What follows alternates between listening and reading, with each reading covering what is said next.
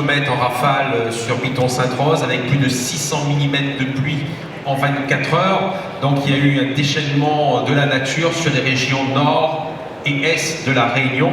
Et c'est vrai que face à cette situation, les maires sont en première ligne, puisque avec nos plans communaux de sauvegarde, nous devons assurer et garantir la sécurité de nos concitoyens, de nos administrés. Nous sommes habitués, puisque nous avons développé cette culture sur notre territoire, puisque la Réunion, tous les ans, est confrontée à cette période cyclonique qui va du 15 novembre au 15 avril. Et en fonction des années, même si nous sommes qu'un grain de sable dans l'océan Indien, nous pouvons être directement impactés par le passage de ces météores, de ces cyclones. Et c'est vrai qu'il est nécessaire de développer cette culture. C'est ce qu'on évoquait hier en débat avec vos collègues ultramarins. Cette culture, parce que s'adapter, c'est s'adapter aussi à des chocs répétés.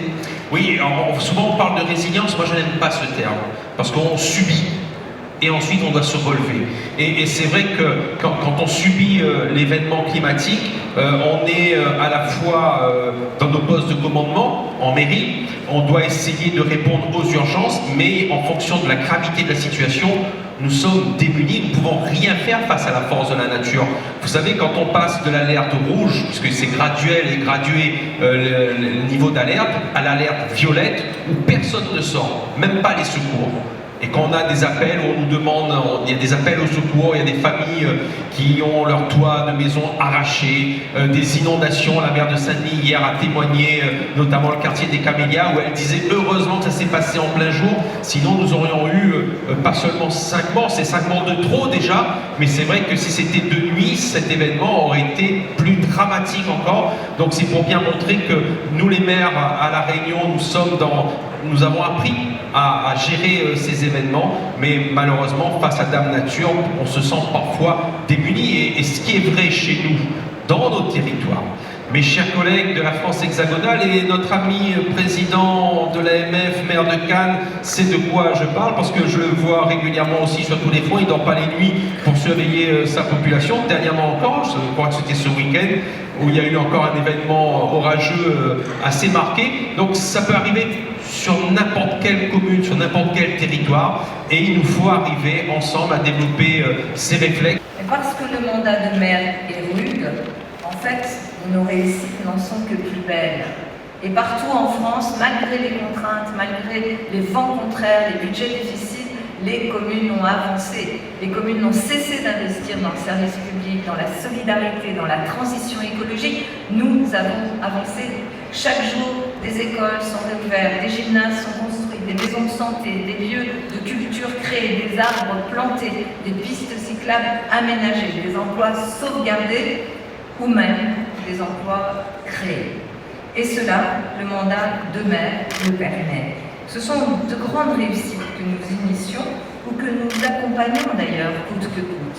Maintenir les services publics de proximité, soutenir les commerces, a fortiori dans la crise que traverse aujourd'hui ce secteur, accompagner les associations qui en ont besoin, toujours veiller sur les plus vulnérables, trouver toujours des solutions, toujours et encore, y compris là où on n'a pas de compétences particulières. C'est ce que nous demandent nos concitoyens à longueur de journée.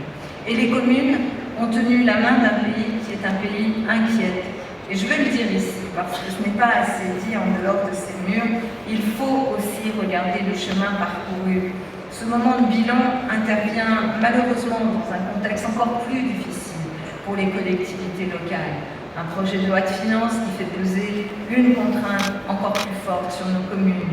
Près de 8 milliards d'euros de charges nouvelles qui pèseraient potentiellement sur les collectivités. Cela veut dire des projets menacés, des associations fragilisées et bien sûr la remise en question d'investissements pourtant indispensables. Et pourtant, nous le savons, les communes sont les principaux investisseurs. Nous sommes indispensables pour préparer l'avenir. Et l'investissement, vous le savez, ce sont autant d'emplois créés ou sauvés dans nos communes et dans nos agglomérations. Dans ce contexte, le Premier ministre a annoncé vouloir ouvrir un vaste chantier de décentralisation.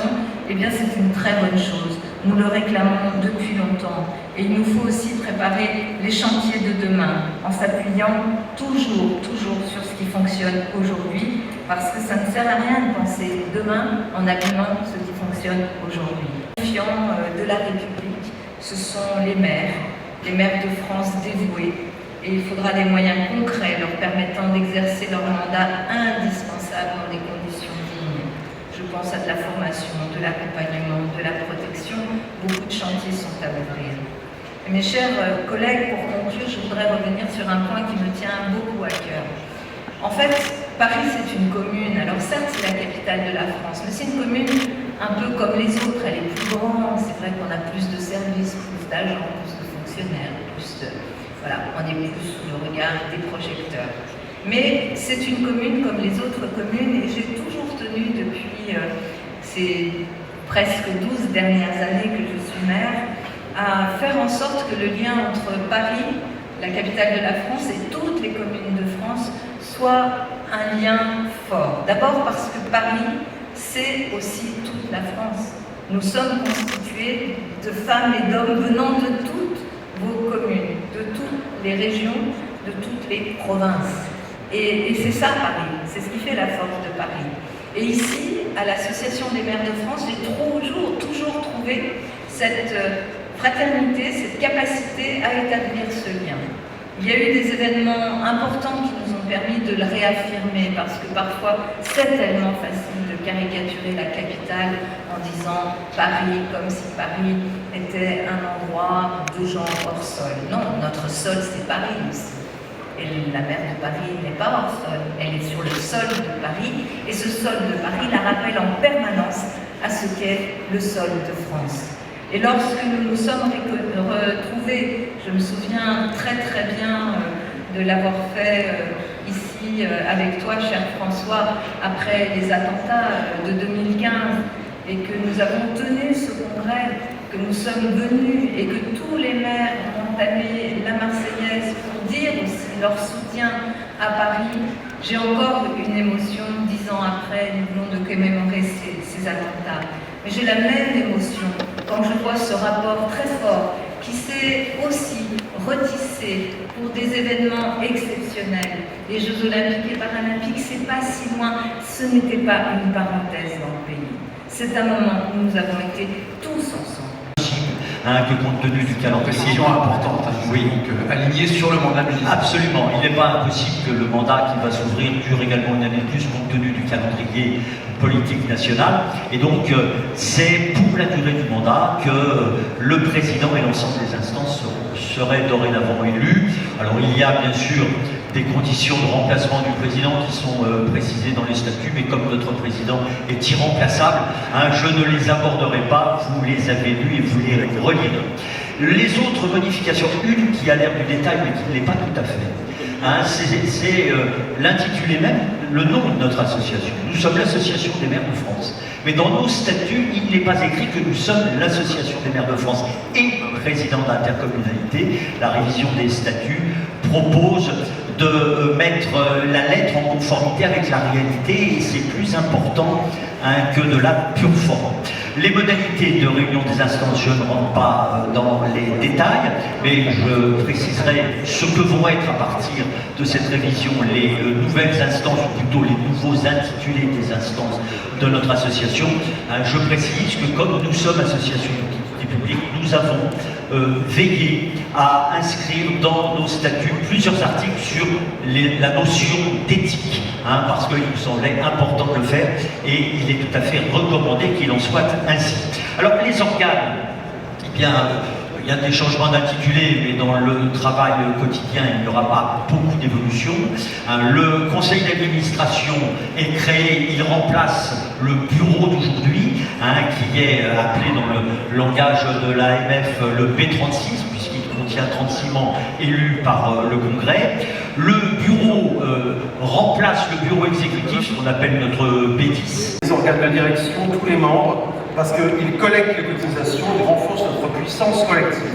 Nous avons un système de rétribution et d'accompagnement, notamment pour les associations qui collectent dans de très bons délais. C'est un système extrêmement vertueux pour un montant de 3,8 millions d'euros. Certaines activités sont cependant en recul. Au niveau des recettes, le congrès un petit peu, la formation un petit peu, les abonnements un tout petit peu, mais nous anticipons déjà une reprise pour l'exercice 2025 qui est en cours. Nos recettes publicitaires progressent, celle de Maire Info, de la Lettre des maires. Le salon confirme son succès. Vous irez sans doute y faire un tour. Nous pouvons ainsi dire que notre situation est saine. Et puis, je voudrais rappeler avec fierté un point important qu'on ne souligne pas assez, c'est que l'Association des maires de France ne recourt à aucune source de financement externe, à aucune subvention. Nous sommes totalement indépendants. Chaque euro dépensé est issu de nos propres ressources. C'est quelque chose qu'il faut rappeler chaque fois que nous sommes interrogés sur ce point. Les charges restent maîtrisées malgré l'intensification des relations extérieures. Nos élus participent de plus en plus à des groupes de travail et des commissions. Et puis, il y a des déplacements.